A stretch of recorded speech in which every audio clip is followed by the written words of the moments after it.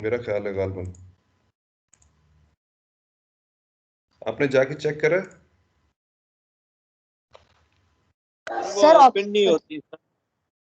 यार ओपन कैसे नहीं हो रही? मैंने अब पता हूँ इशू देखो क्या आ रहा है बीच में, जो मैंने जितनी डाउनलोडिंग लगाई हुई है ना, जैसे पीआरई प्रीवियस लेक्चर रिकॉर्डिंग्स का बेटा आपका चैनल बना हुआ है, इसके अंदर मेरा ख्याल है गालबन आपके पास सर वो लास्ट लेक्चर। एरर आ रहा होता है फिर। बच्चे मेरा ख्याल है आप इसको अपडेट करें, या आपका आउटडेटेड है वर्जन, या उसके अलावा मुझे और कोई चीज़, मेरे पास ये चीज़ चल रही है बेटा। अब आपके पास मेरे ग्रेजुअली नहीं, अच्छी है। और किसी बच्चे के पास आ रहा सर है ये इशू एक चीज और डिस्कस? पूछनी थी मैंने, छोटी सी। यस सर, वीडियोस ओपन हो रही हैं, चल रही हैं मेरे पास। चल रही है? अच्छा अच्छा, ठीक है। सर जी एक चीज अहमद बता दें पूछिए। सर, ये मुझे एग्जाम्पल प्रॉब्लम से बहुत मतलब कंफ्यूजन है, कौन से आएंगे, कौन से करने हैं, कौन से चैप्टर के करने हैं प्रॉब्लम्स। बता देंगे, अभी जो कर रहे हो करते रहो। वो जो तुमने सवाल पूछा था ना बेटा, वो सीआरई का कॉन्सेप्ट लगाओ, तुम्हें खुद ब खुद चीज समझ आ जाएगी, अगर सीआरई तुम्हें याद है। याद तो है, लेकिन सर उसके अंदर वो गिब्स फ्री एनर्जी की एक वैल्यू दी होती है ना, उसमें कॉमा लगा के एक और वैल्यू दी हुई है, बंदा क्या करे उसकी। इसको गो थ्रू करो, सर्च आउट करके देखो, पता चल जाएगा, इजी है। चलें बेटा, अब हम शुरू करते हैं। हाइड्रोटेटिंग हो गई हमारी, ठीक है जी। Should we go towards hydro cracking की तरफ आ जाते हैं बेटा, क्योंकि हाइड्रोजन बेस्ड ही चल रही हैं, तो हाइड्रो क्रैकिंग करते हैं। और should we get on with platforming? Sir जी जी। सर ये पढ़ा था मैंने ना, हाइड्रो ट्रीटिंग सर। थोड़े से सर क्वेश्चन से ही आप यूनिवर्सिटी कब आएंगे सर? यूनिवर्सिटी गालवन बेटा कल तो ज़रूर आऊँगा, आज तो क्लास लेके शायद आ जाऊँ, मैं भी 2 बजे तक पहुँच आज आ जाऊँगा। जाए तो सर हम लोग यूनिवर्सिटी के बाहर ही बैठे हुए, अभी वो क्लास ही ले रहे सर आपकी, यूनिवर्सिटी के पास ही हम लोग। चलें ठीक है, मैं गालवन अब 2 ढाई तक कोशिश करूँगा इंशाल्लाह। चले ठीक है सर, ठीक है, ठीक है हम यूनिवर्सिटी में हैं। ओके। ठीक है बेटा। अच्छा बेटा, गैरी की बुक गो थ्रू कर रहे हैं सब लोग? अच्छा, चौधरी की बुक भी अपलोड कर चुका हूँ, ठीक है ना? बुक सब लोगों ने बेटा अपने पास डाउनलोड करके रखी हुई है, या ऑनलाइन से ही देख के पढ़ रहे हैं अभी भी?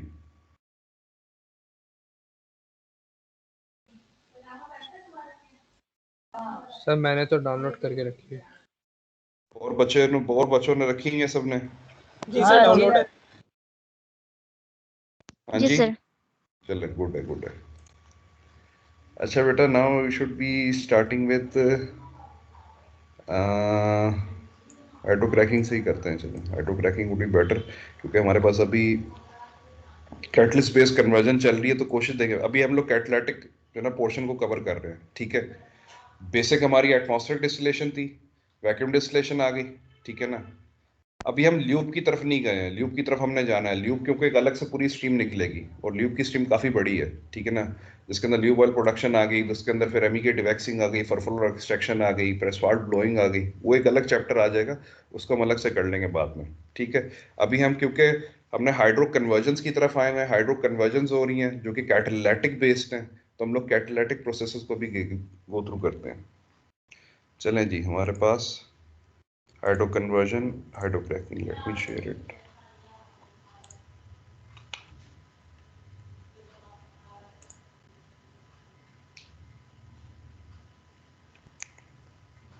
जी बेटा, शेयर्ड है आपके पास?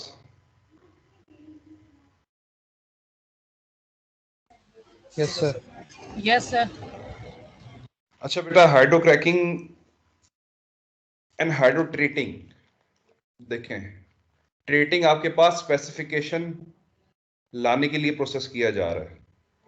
क्रैकिंग आपके पास क्या हो रहा है, कैटलिस्ट की बेस पे बेस पे आप क्रैक कर रहे हैं। किस चीज को?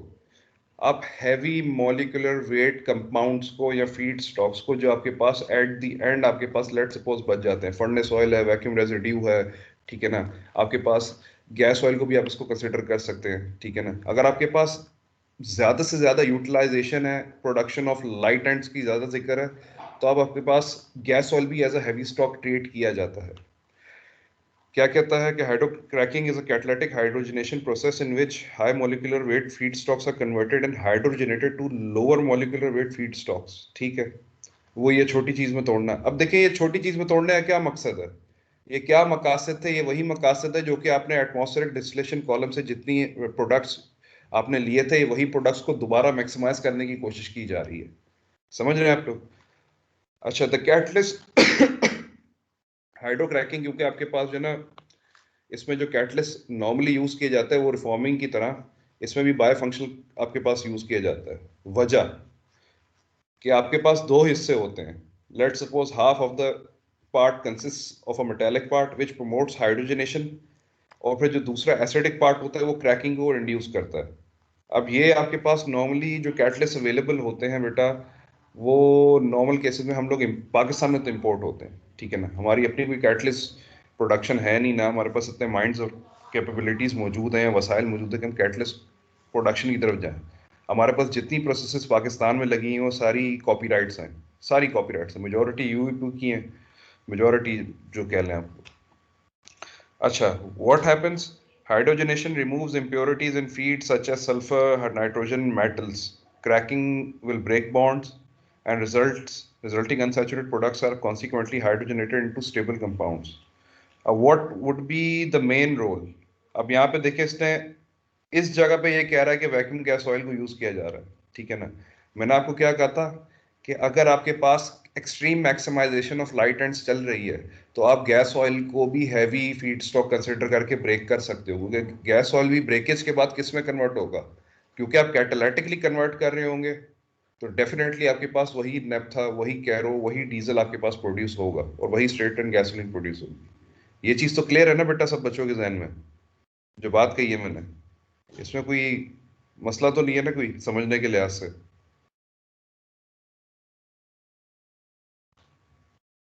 जल्दी Anyone? आ जाए, ऐसे कह रहा था। चलें जी। Main conversion process is a hydrocracking key. It is mainly used to produce middle distillates of low sulfur content such as kerosene and diesel. If mild hydrocracking is used, a LSFO, low sulfur furnace oil can be produced. More recently, it has been used to remove wax by catalytic dewaxing. हमारे पास MEK डिवैक्सिंग चलती है normally, lube oils की। अगर हम लोग डिवैक्सिंग की तरफ जाएं तो हमारे पास मिथाइल इथाइल कीटोन डिवैक्सिंग लेके चली जाती है, जो कि आपके पास NRL में है। अच्छा जी, catalytic for aromatic removal by hydrogen saturation. This has been applied to lube oil plants and is gradually replacing the old solvent dewaxing in aromatic solvent. Aromatic solvent यानी कि हम फॉरफॉरॉल डालते थे, जो कि बेसिकली NRL में चल रही है हिसाब किताब। अच्छा, हाइड्रोक्रैकर्स मेनली कहाँ पे? देखिए, the second portion which is conversion, as you can see in the diagram. अब ये क्या कर रहा है? ये कैट क्रैकर से जो लाइट गैस ऑयल अगर निकल रहा है तो उसको भी हाइड्रोक्रैकिंग की तरफ लेके जा सकते हैं। मैं एटमॉस्फेरिक रेजिड्यू को भी मैं हाइड्रोक्रैकिंग की तरफ लेके जा सकता हूँ, और डेफिनेटली ये वैक्यूम ऑयल से, वैक्यूम डिस्टिलेशन से ये वैक्यूम गैस ऑयल को भी हाइड्रोक्रैकिंग की तरफ लेके जा रहा है। मेन मोटिव क्या चल रहा है? The motive is to produce low middle distillates. If there is a case of extreme light ends requirement, अगर extreme light end requirement है तो तब वो LPG नैप्था की तरफ जा सकता है। Majoritatively आपके पास आसानी वो क्या देख रहा है? Kerosene and HSD. Why HSD? Because it is the most profitable product you have in your refinery. आपके पास डीजल की जो प्राइसेस हैं वो आपको ऑलरेडी पता है कि क्या किस तरीके से उसको सेट आउट किया जाता है।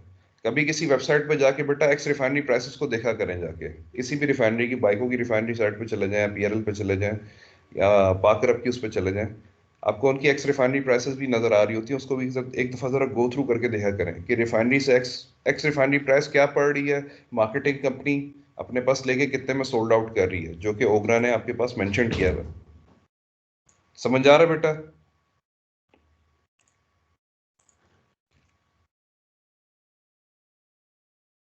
चीजें समझ आ रही हैं या सर के ऊपर से गुजर रही हैं? Yes sir. गुड है, गुड है। बता दिया करें बेटा कि चीजें आ रही हैं सर। जी सर समझ आ रहा है। खामोश एकदम नहीं बैठा करें बेटा। अच्छा, तो ये जो फ्लो शीट बनी हुई आएगी पेपर में बनाने के लिए? बिल्कुल आएगी, क्यों नहीं आएगी बेटा? क्या इंजीनियर बन रहे हो बेटा, मिस्त्री बन रहे हो? इंजीनियर बन रहे हो ना, तो ये चीजें तो आएंगी बेटा, इक्वेशंस भी लिखने को आएंगी। सर वो तो मैं सिर्फ कंफर्म किया है, इसलिए पूछ रहा था। सर थोड़ी सी स्क्रीन जूम कर दें सर। अच्छा अभी कर देते हैं। अच्छा बेटा इधर से गहरी से थोड़ा पढ़ते हैं, इस पर जरा बड़ा प्यारा लिखा हुआ है। अच्छा हाइड्रो क्रैकिंग के अंदर इसने एक चीज बयान नहीं करी जो कि फ़हीम के अंदर बयान होनी चाहिए थी।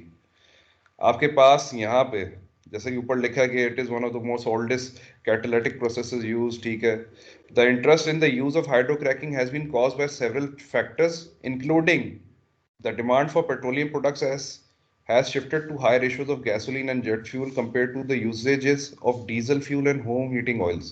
अब यहाँ पे देखें वो क्या फोकस कर रहा है, high ratios of gasoline along with jet fuel, that is kerosene, shifting from diesel production towards the light hand side.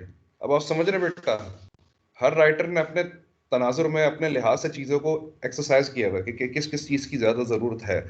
Second point क्या कहता है, the by product hydrogen which will be used in platforming. Do you get it? बेटा आपके पास hydrogen का plant नहीं लगा होता refineries में, ये ध्यान में रखें। हाइड्रोजन का प्लांट लगा नहीं होता आपके पास, उसकी वो as a byproduct produce हो रहा होता है और उसी को आप इस्तेमाल कर रहे होते हैं रिफाइनरी के अंदर।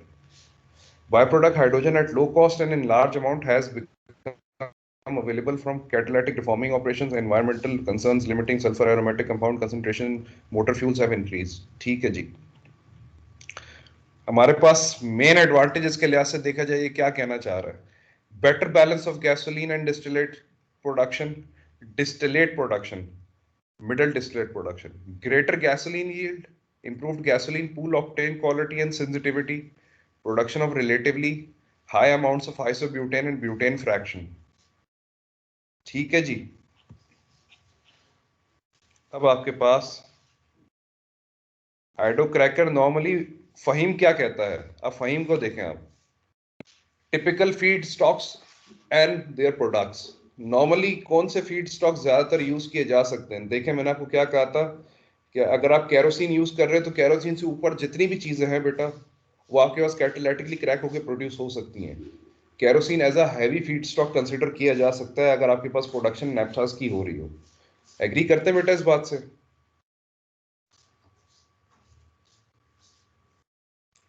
उसके अलावा फीड स्टॉक कौन सा इसने बताया हुआ है, डीजल को भी आप यूज कर सकते हैं, एटमॉस्फेरिक गैस ऑयल को भी यूज कर सकते हैं, वैक्यूम गैस ऑयल को भी यूज कर सकते हैं। और दूसरी उसने क्या चीज बताई है कि एफसीसी के लाइट साइकिल ऑयल और एफसीसी का हैवी साइकिल ऑयल भी यूज किया जा सकता है, कोकर का भी एलसीओ यूज किया जा सकता है और कोकर का एचसीओ भी यूज किया जा सकता है। डी एसफाल्टेड ऑयल जो कि आपके पास नॉर्मली वैक्यूम रेजिड्यू के बाद आप मतलब सारी प्रोसेसिंग की बाद आपके पास जो ऑब्टेन्ड होता है डी एसफाल्टेड ऑयल, उसको आप ओलिफिन प्लांट फीड स्टॉक के लिए भी इस्तेमाल कर सकते हैं। यानी कि आपके पास देखिए स्ट्रीम्स कितनी मौजूद हैं। और आपके पास जो ये वैक्यूम गैस ऑयल के बाद जितनी चीजें मेंशन्ड है बेटा, ये आपके पास कह लें कचरा कहलाता है, ये सारा कचरा ही कहलाता है। इसको कैटालिटिकली क्रैक कर सकते हैं, इसको थर्मली क्रैक नहीं कर सकते आप। Do you get the point? क्योंकि ये फ्लूइड कैटालिटिक क्रैकिंग के अंडर से आपको एक साइकिल ऑयल मिल रहा है, साइक्लिक ऑयल मिल रहा है, ठीक है। तो ये डेफिनेटली थर्मली क्रैक नहीं किया जा सकता। अच्छा जी, कुछ रिएक्शंस का जिक्र किया जा रहा है, उन रिएक्शंस को थोड़ा सा देख लेते हैं। क्लियर है बच्चे, सब बच्चों को? दोनों तरफ इसकी केमिस्ट्री पढ़ के देखेंगे। अच्छा, पहली चीज आपके पास क्या होती है, एल्केन्स की हाइड्रोक्रैकिंग, ठीक है। देन अगर आपके पास कोई लेट सपोज आपके पास कोई टॉलिन टाइप ऑफ मटेरियल मौजूद है, या आपके पास इथाइल बेंजीन मौजूद है, या आपके पास प्रोपाइल बेंजीन है या ब्यूटाइल बेंजीन है, व्हाटएवर इट इज, बेंजीन का रिंग मौजूद है, उसकी हाइड्रो डी एल्काइलेशन जरूर होती है, ठीक है, उसकी ब्रेकेज जरूर होगी, ठीक है ना। ये आपके पास क्या हो रहा है, किस चीज में हाइड्रो डी एल्काइलेशन से आपके पास एक सिंगल बेंजीन रिंग आ गया, बेंजीन रिंग, फिर आपके पास क्या होगा, उसका रिंग ओपन होगा, रिंग ओपन होकर आपके पास ऑटोमेटिकली एल्केन प्रोड्यूस होता है। Then the fourth reaction is hydroisomerization. आपके पास स्ट्रेट चेन किस में कन्वर्ट हो रही है, ब्रांच चेन में कन्वर्ट हो रही है। Then coming towards the polynuclear aromatics hydrocracking, the same we had studied in naphtha hydrocracking, जो हमारे पास 8th रिएक्शन था उधर। और इस रिएक्शन और उस रिएक्शन में फर्क सिर्फ किस चीज का है, वहां पे हमारे पास मेटल स्ट्रक्चर मौजूद था in a complex benzene ring structures के अंदर, वो भी सेंटर पॉइंट पे था जिसको हम ब्रेकेज की तरफ लेके जाने चाहते थे। ठीक है बेटा, आपके पास ये पॉलीन्यूक्लियर एरोमेटिक हाइड्रोक्रैकिंग किस तरीके से क्रैक हो रहे हैं, आपके पास रिंग सिंप्लीफाई होता जाएगा, रेडिकल पहले इरेडिकेट होगा, ठीक है, फिर और सिंप्लीफिकेशन होगी, फिर एक साइक्लोहेक्सेन प्रोड्यूस हो गया, ये साइमल्टेनियसली इस तरीके से प्रोडक्शन आपकी चलती जाएगी। Comparatively to what Gary is telling, Gary क्या कहता है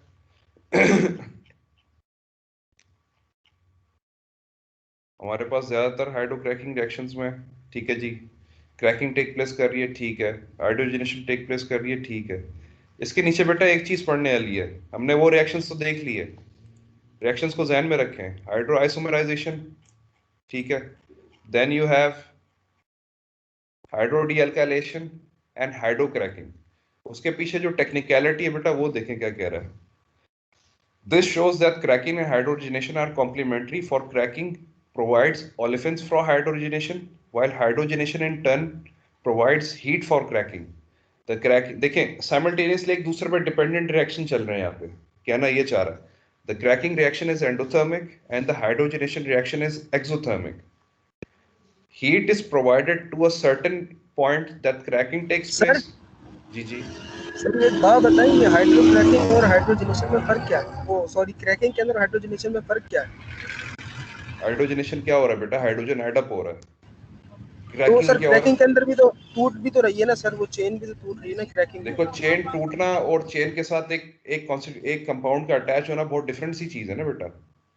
एक जगह टूट रही है चीज, एक जगह चीजें अटैच आउट हो रही हैं। बेसिकली हो क्या रहा है, अगर आपके पास बेंजीन का रिंग है, बेंजीन के रिंग के अंदर कोई अगर आपके पास अल्काइल रेडिकल लगा हुआ है, तो बेसिकली वो क्या शो कर रहा है कि उधर हाइड्रोजन की कमी है। वो हाइड्रोजन की कमी को जाके क्या करता है, अटैच करके उसे बेसिकली एक प्योर कंपाउंड बना देता है। ठीक है, ब्रेकेज तो नहीं हो रही ना बेटा, ज्वाइनिंग ही हो रही है बेसिकली देखा जाए। क्रैकिंग में तो आपके पास क्या हो रहा है, चीज ठीक है ब्रेकेज सर, की तरफ जा रही है। पिक कर, अच्छा जी, द ठीक है ओवरऑल, सर। अब ये दोनों रिएक्शन एक दूसरे पे डिपेंडेंट है। क्या कहता है, the overall reaction provides an excess of heat because the amount of heat released by exothermic hydrogenation reactions is much greater than the amount of heat consumed by the endothermic cracking reactions. ठीक है ना, cracking reaction में आपके पास जो consumption है comparatively to exothermic heat generation by hydrogenation, वो बहुत ज्यादा है, वो बहुत ज्यादा है। दिस सरप्लस, ये जो सरप्लस आपके पास होता है, अब वही चीजें देखें आपके पास मेंशन्ड है जो कि उस फाइल में भी मेंशन्ड थी। रिंग आपके पास कौन सा है, ब्यूटाइल बेंजीन टाइप का है, ठीक है ना। आपके पास एक इधर क्या लगा हुआ है, इथाइल का रेडिकल है, और इधर आपके पास एक ब्यूटाइल का ये हेक्साइल का रेडिकल लगा हुआ है। अब ये कम्प्लेक्सिटी इजीली पार्शियल सैचुरेशन होगी, फिर दोबारा सैचुरेशन की तरफ जाएगा, फिर दोबारा सैचुरेशन की तरफ जाएगा, फिर रिंग अलग सेपरेट होगा। जब रेडिकल्स अलग अलग हो जाएंगे, स्टेबल रेडिकल्स आ जाएंगे, तो फिर ये रिंग सेपरेशन की तरफ जाएगा। रिंग सेपरेशन के बाद रिंग ओपनिंग की तरफ जाएगा। रिंग ओपनिंग के बाद ये किस तरफ जाएगा, आपके पास नॉर्मल केसेस में ये आइसोमर्स में जाएगा, या जाना आपके पास सिंपल कंपाउंड्स आ जाएंगे, ठीक है। Then it will go towards isomerization and hydrocracking, क्योंकि टेम्परेचर आपके पास कॉन्सिक्वेंटली दिया जा भी रहा है और प्रोड्यूस भी हो रहा है। तो ये क्या कहता है कि this surplus of heat causes the reactor temperature to increase and accelerate the reaction rate. This is controlled by injecting cold hydrogen as quench into the reactors to absorb the excess heat of reaction. क्योंकि अगर आपके पास heat release होती जा रही है, hydrogen क्या करेगी बेटा, हाइड्रोजन का क्या मकसद है, जाके ज्वाइन करती है। जब वो ज्वाइन करेगी तो ऑटोमेटिकली हीट को डिसिपेट करने की कोशिश करेगी। हाइड्रोजन का मकसद समझ रहे बेटा क्या इस्तेमाल हो रहा है यहाँ पे।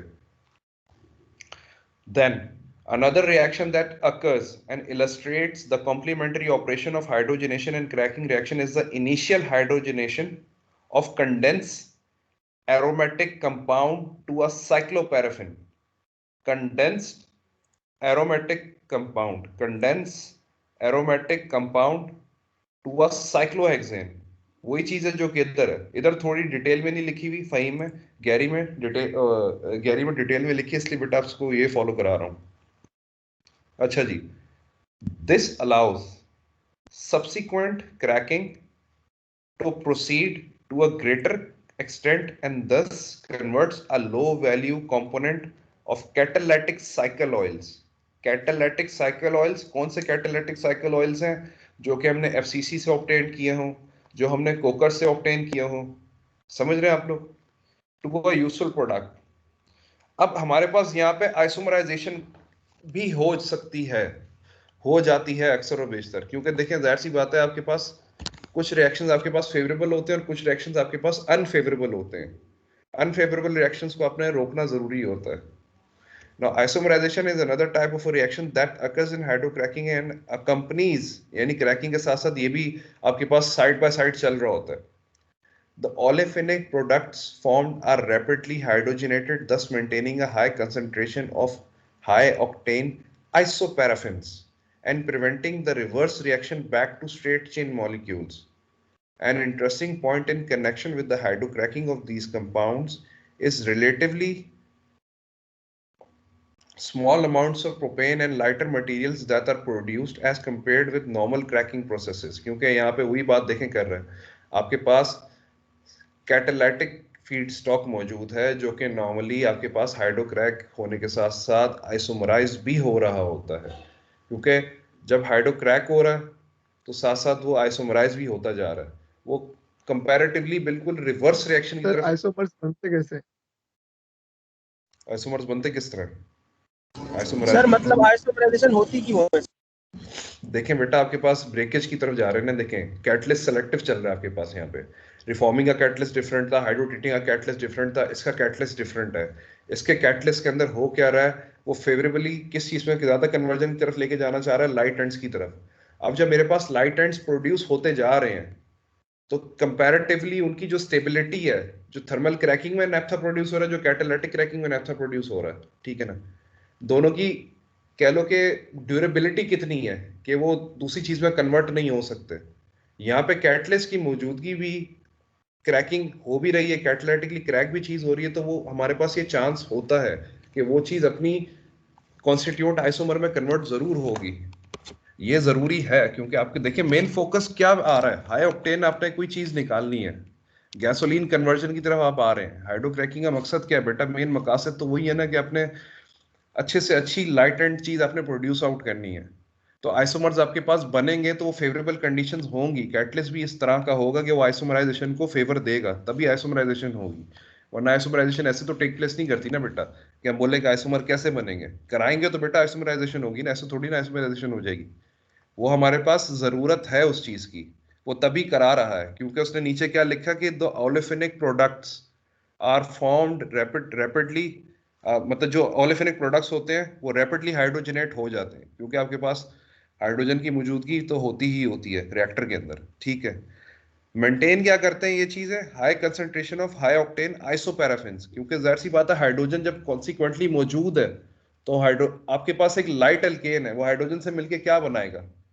स्ट्रेट चेन से जाहिर सी बात है ब्रांच चेन में कन्वर्ट होगा, ब्रांच चेन में कन्वर्ट होकर कोई बहुत ज्यादा कॉन्स्टिट्यूएंट्स होंगे नहीं, जितनी भी चीज मौजूद होगी वो ऑटोमेटिकली मेरी ऑक्टेन रेटिंग को एक्सीड कर सकती है, क्योंकि आइसोमर्स की ऑक्टेन रेटिंग अच्छी होती है, हमेशा से अच्छी होती है। आइसोमराइजेशन जो हम लाइट नेप्था की करते हैं उसके अंदर हमारे मकासद भी यही होते हैं कि हम किसी तरीके से हाई ऑक्टेन आइसोपैराफिन्स को प्रोड्यूस करें, ठीक है जी। अच्छा अगेन आगे क्या कहता है उसके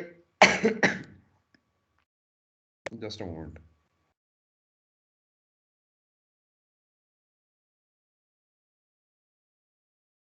जी जी बेटा रिकॉर्ड हो रहा है, रिकॉर्ड हो रहा है, रिकॉर्डिंग स्टार्ट हुई है 54 मिनट, ठीक है जी।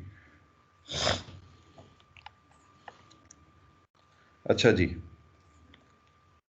कमिंग टूवर्ड्स, हाँ अब आ जाते हैं, आगे पढ़ लेते हैं थोड़ा सा। सब बच्चों को नजर आ रहा है? Yes sir. जी सर। ठीक है जी। An interesting point in connection with hydrocracking of these compound is the relatively small amounts, ये तो हमने बता दी कि प्रोपेन वगैरह भी प्रोड्यूस हो रहा है, ठीक है। The volumetric yield of liquid product can be as high as 125% of the feed because the hydrogenated products have a higher API gravity than the feed. Understood सी बात है। अब देखें क्या कह रहा है, the volumetric yield, अगर आपने लेट सपोज अगर 100 बैरल्स आपने इंट्रोड्यूस अपने इंसर्ट किया तो 125%, यानी कि आपके पास 125 बैरल्स प्रोडक्शन की तरफ जा रहे हैं, मकसद कहने का ये है आसान अल्फाजों में, क्योंकि आपके पास ज्यादातर चीजें हाइड्रोजनेट हो रही हैं। Hydrogen is a joining compound. वो जो चीज आपके किसी भी कंपाउंड की अनस्टेबिलिटी को स्टेबल कर देता है जाके। Hydrocracking reactions are normally carried out at average catalyst temperatures between 550 to 750 Fahrenheit and at reactor pressures between 1200 to 2000 psig। ये आपके पास गेज प्रेशर है, ठीक है ना, which is corresponding to 13,800 kPa। The circulation of large quantities of hydrogen with the feedstock prevents excessive catalyst fouling and permits long runs without catalyst regeneration। अच्छा, हमारे पास क्योंकि पाकिस्तान में हाइड्रो क्रैकर्स हैं नहीं, ठीक है, सिंपल सी बात है, हाइड्रो क्रैकर्स हमारे पास मौजूद नहीं है। अभी हमारे पास सिर्फ F fluid catalytic cracking introduce कराया जा रहा है, और most probably in near future hydro crackers शायद बाइकों की प्रायोरिटी पे है, लेकिन ये चीज़ अभी कंफर्म नहीं है कि पॉसिबिलिटी है कि नहीं है। अच्छा जी, फ़हीम की साइड थोड़ा एक चीज़ देख लेते हैं दोबारा, कोरिलेशन हमारे पास अच्छा बनता रहे। कैटलिस्ट हम देख लेते हैं। कैटलिस्ट इसमें आपके पास थोड़े से डिफरेंस हैं। चले इधर इसमें बाद में आते हैं, पहले थोड़ा गैरी को पढ़ लेते हैं, टेम्परेचर प्रेशर्स के बाद देख लेते हैं, फीड प्रिपरेशन के बाद देख लेते हैं, फिर कैटलिस्ट के लिए उधर हम लोग शिफ्ट कर जाते हैं फ़हीम की। अच्छा जी, सर्कुलेशन हो गया, ठीक है। Careful preparation of feed is also necessary in order to remove catalyst poison. वही बात है बेटा, हाइड्रो क्रैकिंग वाली कोई भी फीड होगी वो हाइड्रो ट्रीट ज़रूर होगी, उसको ज़रूर हाइड्रो ट्रीट आपने करना है। हमारे पास हाइड्रो क्रैकर नहीं है, जहन में रखें, ये प्रोसेस एक्सपेंसिव प्रोसेस कहलाता है, ठीक है, ये काफ़ी एक्सपेंसिव प्रोसेस है, क्योंकि आपकी कैटलिस्ट हाइड्रो ट्रीटर में भी इस्तेमाल हो रहा है, ठीक है ना। देन अगेन आपके पास ये जो FCC और आपके पास कुकर से चीज़ें जो ऑब्टेन्ड हो गई, उसको आप दोबारा क्या कर रहे हैं, आप उसको दोबारा कन्वर्जन की तरफ लेके जा रहे हैं, ठीक है। देन आपके पास आगे कहता है fresh frequently the feedstock is hydro treated to remove sulfur, nitrogen compounds as well as metals before it is sent to the first hydrocracking stage, or sometimes the first reactor in the reactor train can be used। अब आपके पास single reactor है, 2 reactors हैं, 3 reactors हैं, वो एक अलग चीज़ है। Feed preparation के लिए हमारे पास सबसे पहले एक ये पैराग्राफ नोट डाउन कर लेते हैं, देन हम कैटलिस्ट की तरफ जाते हैं कि what type of catalyst are being employed, क्या ओरिएंटेशन है, क्या उनकी कॉम्बिनेशन है, क्या उनके मेन मकासद है जो हम अचीव कराना चाह रहे हैं। अच्छा, hydrocracking catalyst is susceptible to poisoning by metallic salts, oxygen, organic nitrogen compound, sulphur in the feed stock. अब आप खुद अंदाजा लगा लें, अगर आप FCC और कोकर की कैटालिटिक साइकिल ऑयल्स को अगर आप यूज कर रहे हैं तो बेटा आपने डेफिनेटली उसको आपने क्या करना है, आपने उसको हाइड्रो ट्रीट कराना है, क्योंकि यही सारी चीजें जो मेंशन्ड है, पॉसिबिलिटी है कि ये सारी चीजें उसमें मौजूद होंगी, ठीक है। तो इस लिहाज से मैं आपको बता रहा हूँ कि इसकी इकोनॉमिक्स किस लिहाज से कितनी ज्यादा है अगर आप कंपेयर करें। The feed stock is hydrotreated to saturate the olefins, remove sulfur, nitrogen, oxygen compounds. Molecules containing metals are cracked and the metals are retained on the catalyst, ठीक है ना। कैटलिस्ट आपके पास कह लें कि उस पे जो मेटल्स डिस्पोज ऑफ होते हैं वो कैटलिस्ट पे चिपक जाते हैं जाके, ठीक है ना, उसको बाद में हम उसको सेपरेट कर लेते हैं, बर्न आउट कर सकते हैं। The nitrogen and sulfur compounds are removed by conversion to ammonia and hydrogen sulfide. Although organic nitrogen compounds are though to act as permanent poison to the catalyst, the ammonia produced by reaction of organic nitrogen compounds with hydrogen does not affect the catalyst permanently. For some types of hydrocracking catalysts, the presence of a hydrogen sulfide in low concentration acts as a catalyst to inhibit the saturation of aromatic rings. अब कुछ minute मौजूदगी भी favourable हो सकती है, मतलब ऐसी constituent की प्रेजेंस जो कि नॉर्मली हमारे जहन में यही आएगा कि यार दिस इज बेसिकली पॉइजन, ये जहर है पूरे प्रोसेस के लिए। मेरे प्रोसेस की पूरी जो मैं एक कन्वर्जन कराना चाह रहा हूँ, जो एक्स मैंने अचीव करना है, वो एक्स कितना को अचीव हो भी रहा है कि नहीं हो रहा। लेकिन कुछ जगहों पे ये देखा गया है कि इस मखसूस कंपाउंड्स की जो कि मेंशन किए गए हैं, इनकी a little bit presence has also given a favorable conditioning side, कि आपके पास ज्यादातर क्रैकिंग साइड भी अच्छे से चल जाती है और आपके पास सैचुरेशन भी ज्यादा अच्छे तरीके से हो जाती है. This is beneficial effect when maximizing gasoline production as it conserves hydrogen and produces a higher octane product. ठीक है. नॉर्मल केसेस में इसने आपके पास क्या मेंशन कर दिया, इन हाइड्रोटीटर a number of hydrogenation reactions such as olefin saturation, aromatic ring saturation takes place, but cracking is the almost insignificant at the operating condition use. The exothermic heats of desulfurization and denitrogenation reactions are high. क्योंकि आपके पास यहाँ पे पहले क्या हो रहा है, हाइड्रोटेटिंग हो रही है. कंजम्पशन भी उसने आपको एज इट इज बता दी, कितनी कंजम्पशन आपको चाहिए होगी हाइड्रोजन की स्टैंडर्ड क्यूबिक फुट में. ठीक है ना. नाइट्रोजन सल्फर कंटेंट के लिहाज से जिक्र किया जा रहा है, कितना को रिमूव करना है, कितनी की मौजूदगी होनी चाहिए. Another reaction contributing to high heat release in hydroteting processes is the saturation of olefins. Olefins कहाँ से आ रहे हैं? कोकर से आ रहे हैं और FCC से आ रहे हैं. ठीक है ना. As heat of reaction for olefin saturation is about 140 BTU per standard cubic foot of hydrogen consumed. Consumption of hydrogen बेटा बहुत जरूरी है, बहुत जरूरी होता है. ठीक है. कैटलिस्ट की तरफ आ जाए. वो आप गैरीज के अंदर बेटा, this is page number starting from page 137. ठीक है ना. ये जो 7.2 है फीड प्रिपरेशन, इसको बहुत थॉरली पढ़िएगा, बहुत थॉरली पढ़िएगा. ठीक है जी. अच्छा सर पेज नंबर बताइएगा. 137 from Gary. Page number 137 Gary से है. और बेटा गालबन page just a moment, page 180 आपका फहीम का है. दोनों बहुत बेटा गेट अलॉन्ग बहुत जबरदस्त तरीके से बयान की गई हैं, तो इसलिए मैं दोनों चीजों को रेफर कर रहा होता हूँ एक साथ, ताकि दो किताबें हों, पढ़ने का मजा भी सही तरीके से आएगा आपको. सारे बच्चे साथ चल रहे हैं बेटा? Yes sir. जी सर. बच्चों समझ आ रहा है? जहन में चीजें जा रही हैं या ऊपर से गुजर रही हैं चीजें सारी? नहीं सर, समझ आ रहा है. गुड है, गुड है. अच्छा जल्दी से ये देख ले टेबल. आपके पास ज्यादातर कौन सी कंपनीज हैं जो कि लाइसेंस आउट करती हैं? ठीक है.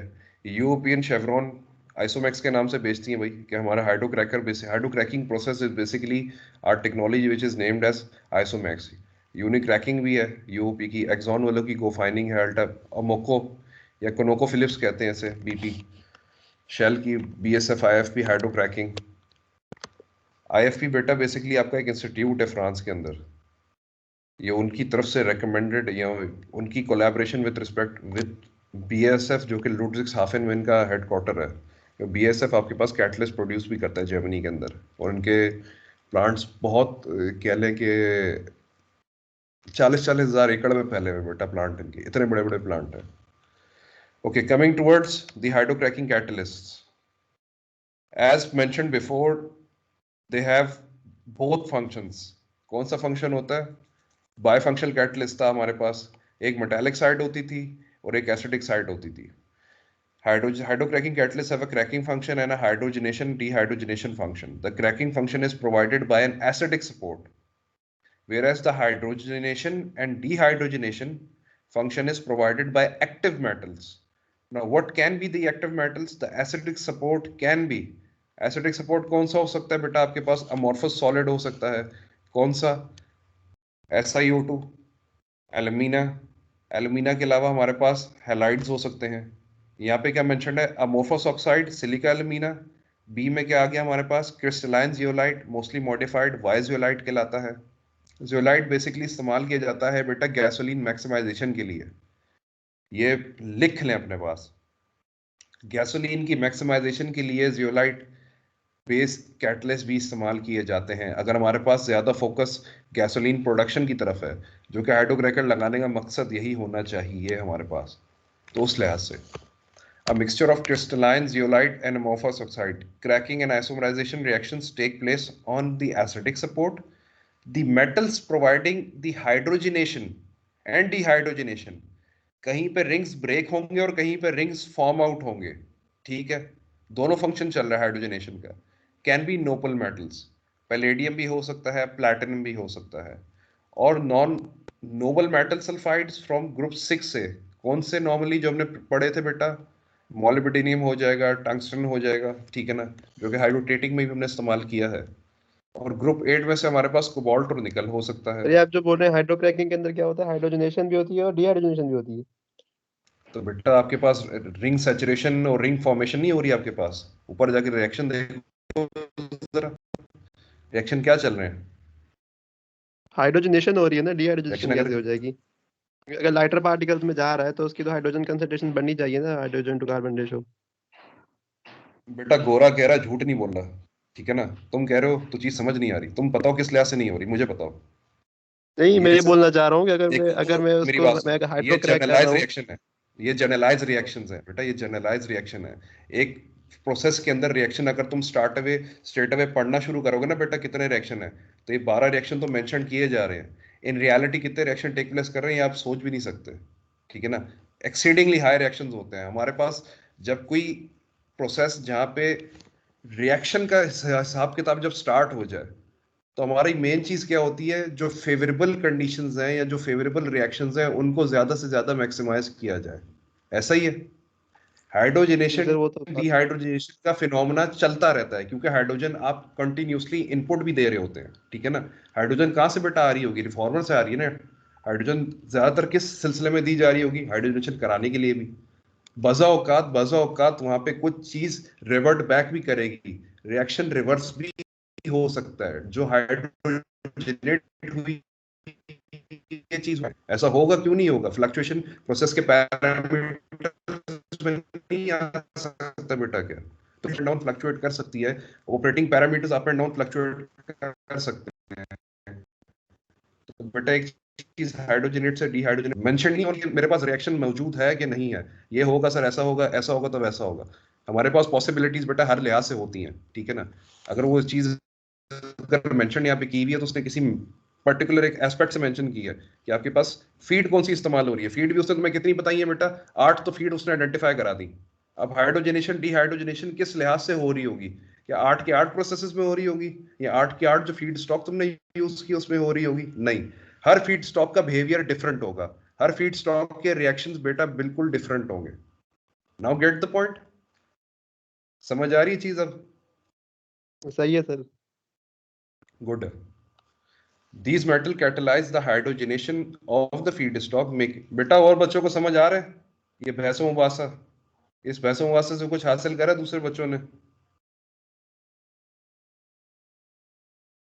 बेटा बड़ा गहरा सवाल पूछ रहा हूँ, इसका जवाब दे दे जल्दी से। जी सर।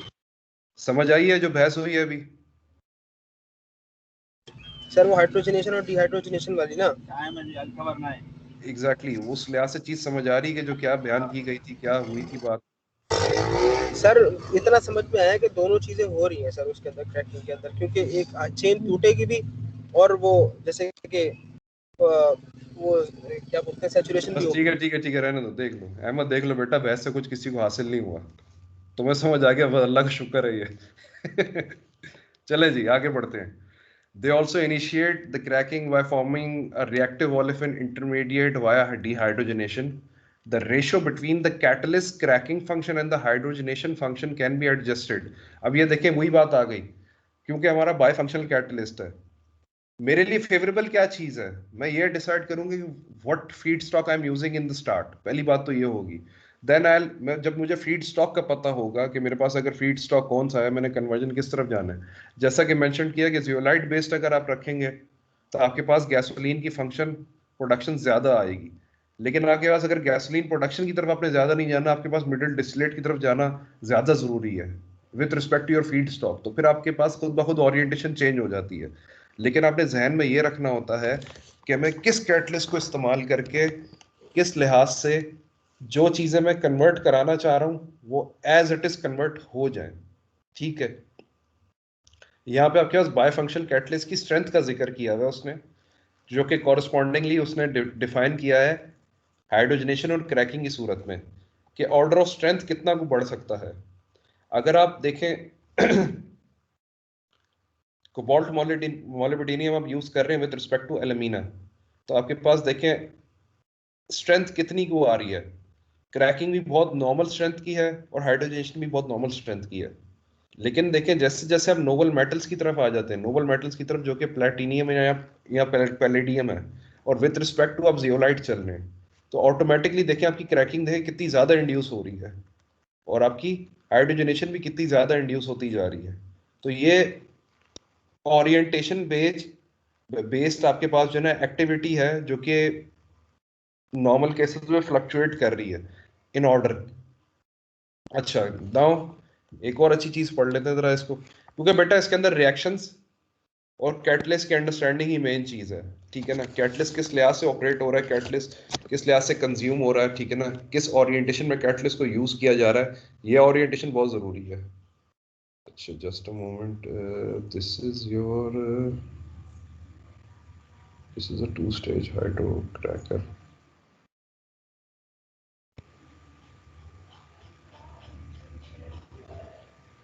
ठीक है जी। अच्छा जी, बल्कि गालबन क्लास को जो है यहाँ पे इख्तिताम करते हैं। ये कैटलिस्ट वाला पोर्शन बेटा एक काम करें, it will take a lot of time, it is better कि टेबल 7.13, टेबल 7.14 फहीम के अंदर 7.13, 7.14, और बेटा आपके पास 7.33 से लेके इसको बेटा गो थ्रू करके जो ना अपने लिहाज से इसको पढ़िएगा, समझिएगा चीज़ों को। कैटलिस्ट को नेक्स्ट क्लास में हम इसको डिटेल में पढ़ के देखेंगे। आपके नेक्स्ट क्लास आपकी थर्सडे को है ना इंशाल्लाह बेटा? थर्सडे थर्सडे को डेट क्या है अलमन?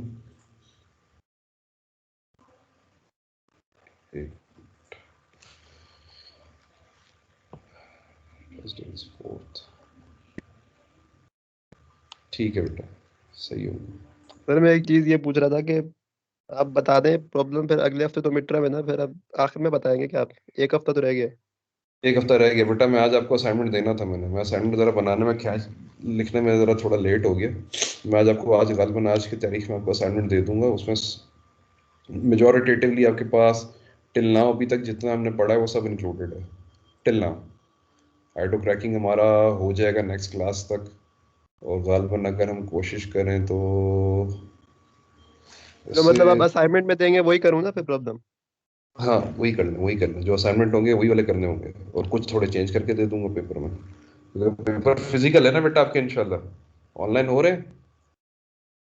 ऑनलाइन का तो हिसाब किताब नहीं है ना मेरा ख्याल है। नहीं सर।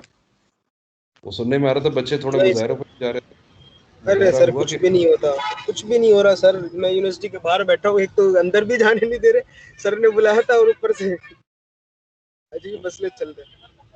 बस बेटा क्या कह सकते हैं। पेपर सर ऑनलाइन नहीं होने बच्चे को समझ में क्यों नहीं आ रही है बात, चाहे कुछ भी हो जाए। भाई खारिज तो लाइलाज है ना बेटा, खारिज की कोई बेटा कोई दवाई है? हकीम के पास। हकीम भी बेटा, हकीम भी दवाई नहीं देता। मसला सारा ही है, जिस तरह के बच्चे हैं ना वैसे माशाल्लाह हमारे, अल्लाह ही हाफिज है।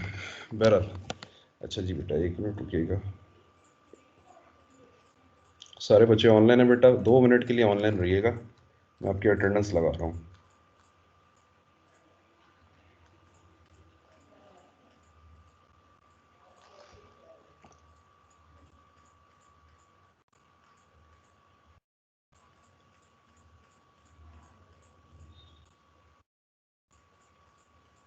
मैं रोल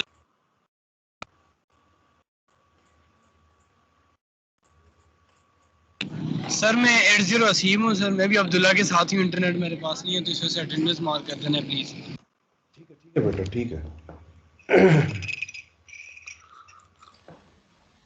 सर जी जी सर ये 65 मेरे साथ ही है सर, हम दोनों साथ बैठे क्लास ले रहे हैं, इसके Yes, पास नेट नहीं था। ठीक है बेटा, सही है सर, ये साथ ही बैठा है सही है। सर। हाँ हाँ सही है, यकीन है यार, यकीन आ गया। अस्सलाम वालेकुम सर, मैं उजैर बात कर रहा हूँ, रोल नंबर 38। मैं जरा अब्दुल्ला के नहीं साथ सर, बाहर इसकी आया नहीं लगाइएगा सर, इसकी नहीं लगाइएगा सर, ये धरने में बैठा हुआ था यहाँ पे, इसकी नहीं लगाइएगा। बेटा 1 मिनट रुके, मैं रिकॉर्डिंग बंद कर दूं, आप लोग की तफरीयां जो है ना कोई दूसरा देख ले।